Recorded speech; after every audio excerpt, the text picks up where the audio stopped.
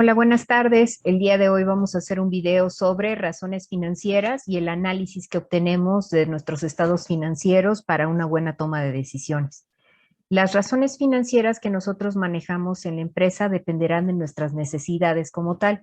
Básicamente es una forma de evaluar todo el funcionamiento financiero de una empresa, comparando normalmente 2 años o más.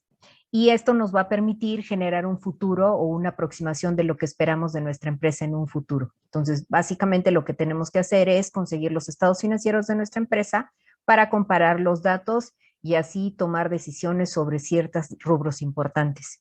Recuerden que las razones financieras son básicamente una técnica que nos va a ayudar para mejorar lo que ya hemos ido analizando de el análisis vertical, el análisis horizontal y los porcientos integrales. Así que esto va a ayudar a complementar la información como tal. Normalmente hablamos de razones financieras sobre rentabilidad, apalancamiento, liquidez y eficiencia. Hay muchísimas razones financieras que podemos utilizar, pero básicamente cada una dependerá de lo que queremos nosotros analizar. En el caso de la rentabilidad de la empresa, estaremos analizando si tiene suficientes utilidades como tal. El apalancamiento sería la parte del endeudamiento que tenemos con terceros y la liquidez sería la capacidad de pago que nosotros tenemos en nuestra empresa, al igual que nuestro desempeño o nuestra eficiencia. ¿Para qué nos sirven estas razones financieras? Pues básicamente sirven para encontrar probables anomalías que existen en la empresa, nuestros puntos débiles y en cierta manera generar un juicio profesional y sobre esto empezar a determinar qué podemos mejorar en nuestra empresa como tal. Existen diferentes razones financieras y algunas se leen en dinero, que se llaman razones financieras como tal. Existen otras que son las que se miden en veces y estas son las razones de rotación y las cronológicas que se miden en días. Todas funcionan para lo que sería el medir los resultados de nuestra empresa. Si analizamos de la clasificación, pues tenemos clasificadas las de rentabilidad para medir la utilidad de la empresa o los réditos de la empresa. Cuando hablamos de liquidez, hablamos de la capacidad de pago que tiene la empresa. Cuando vamos de actividad, hablamos de esta eficacia de las cuentas por cobrar y por pagar, en el caso de los cobros y los pagos que hacemos como tal. Cuando hablamos de endeudamiento, hablamos de estos activos financiados por terceros. Cuando hablamos de producción, vamos a medir la eficacia del proceso productivo y a su vez podemos hablar de mercadotecnia o en su caso de lo que sería el valor de las acciones en la empresa.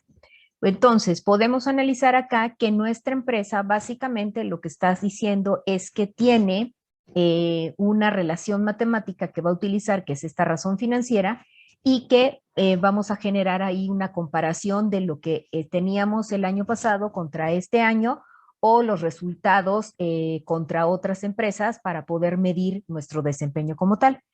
Y si queremos terminar, podríamos decir que hay razones financieras de liquidez, razones financieras de actividad, razones financieras de rentabilidad y razones financieras de valor de mercado como tal.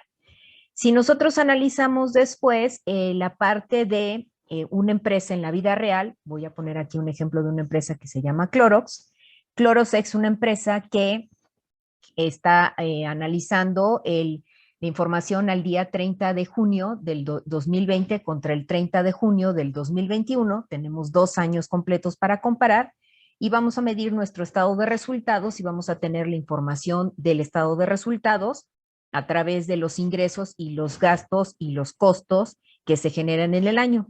De igual forma tenemos el balance general que vamos a comparar 2020 contra 2021 y vamos a utilizar el formato de las razones financieras. Entonces, para sacar la liquidez, que es la primera razón financiera que queremos calcular, esta capacidad de pago que tiene la empresa, entonces debemos dividir el activo circulante entre el pasivo a corto plazo o el pasivo circulante. Entonces, lo que vamos a hacer aquí es sustituir los datos como tal.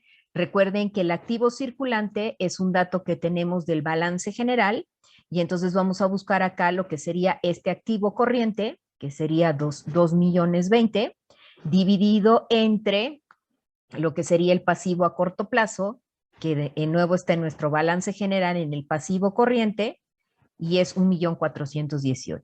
Si nosotros dividimos estas dos cantidades, vamos a obtener la razón de circulante y vamos a tener que nuestra liquidez es de 1.42. ¿Qué significa esta liquidez? Básicamente significa la capacidad de pago que tiene la empresa. Entonces, nosotros podríamos determinar aquí es nuestra liquidez, la capacidad de pago que tiene la empresa es de 1.42.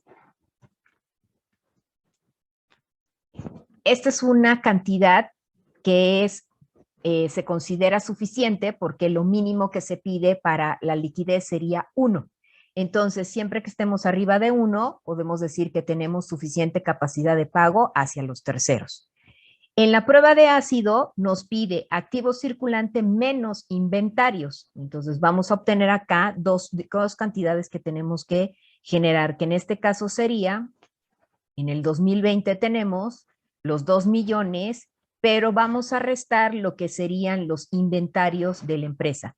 Entonces nos queda 1.566.000 y luego el pasivo a corto plazo lo vamos a obtener en este pasivo corriente, que es 1.418.000. Volvemos a dividir las cantidades y entonces nos queda que la empresa tiene 1.10. Entonces nuestra capacidad de pago de la empresa, de acuerdo a la prueba de ácido, es de 1.10 y es suficiente porque también se requiere arriba de 1. Entonces, recuerden, las partes de la liquidez, lo que vamos a hacer es determinar la capacidad de pago que tiene la empresa. Existen otras razones financieras que podemos utilizar. Por ejemplo, en la parte de administración de activos, entonces podemos medir lo que sería la razón de los activos fijos. ¿Cuánto estamos generando en relación a las ventas? Entonces, básicamente aquí lo que tenemos que hacer es determinar las ventas, que en este caso sería en el estado de resultados, estos serían mis ingresos netos, serían las ventas, dividido entre el activo fijo neto, que en este caso está en la parte de propiedades, planta y equipo, y nos va a quedar una división de estos 6 millones en 6.09. En el caso de la razón de activos totales, entonces nosotros tenemos que determinar de nuevo las ventas, que sería del estado de resultados. Vamos a tomar estos ingresos netos y vamos a decir que lo vamos a dividir entre el activo total. Recuerden que el activo total es básicamente el primer dato que viene en el balance general. Entonces nos va a quedar 1.08. Esa sería la razón de los activos totales. ¿Cuánto están generando de las ventas estos activos totales? En el caso de solo el activo fijo, estamos generando la razón de 6.09. En el caso del activo total sería 1.08. Para poder establecer algunos datos de las razones financieras es importante la parte de la interpretación. Entonces, ¿qué es lo que debemos de entender acá?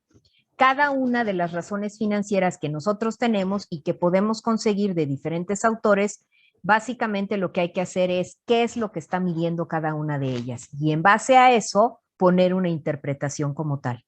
Así como hicimos el año 2020, recuerden que tenemos acá el año 2020 y 2021, tenemos que hacerlo también para el año 2021. Esto me va a permitir identificar las diferencias entre el año 2020 contra 2021, que sería el año base contra el año reciente, y así poder determinar la capacidad de pago que se modifica de un año a otro.